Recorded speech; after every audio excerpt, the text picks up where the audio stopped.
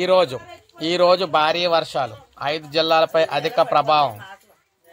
రాష్ట్రంలో మంగళవారం, బుధవారాల్లో పలు జిల్లాల్లో భారీ వర్షాలు కురిసే అవకాశం ఉందని వాతావరణ శాఖ తెలిపింది. వాయువ్య బంగాళాఖాతంలో ఏర్పడిన ఉపరితల ఆవర్తనం 24 గంటల్లో అల్పపీడనంగా మారే అవకాశం అయితే ఉన్నాయి.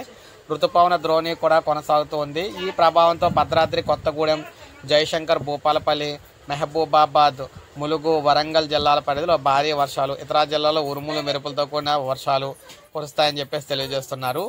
అయితే మరోవైపు 5 రోజులుగా వర్షాలు తగ్గుముఖం పడడంతో రాష్ట్ర వ్యాప్తంగా ఉష్ణోగ్రతలు అయితే కాస్త పెరిగాయి. 10 జిల్లాల్లో కొనసాగుతున్న లోటు ఆగస్టు చివరి వారానికి చేరుకుంటున్నా కూడా తెలంగాణలో 10 జిల్లాల్లో లోటు వర్షపాతం నమోదవుతుంది.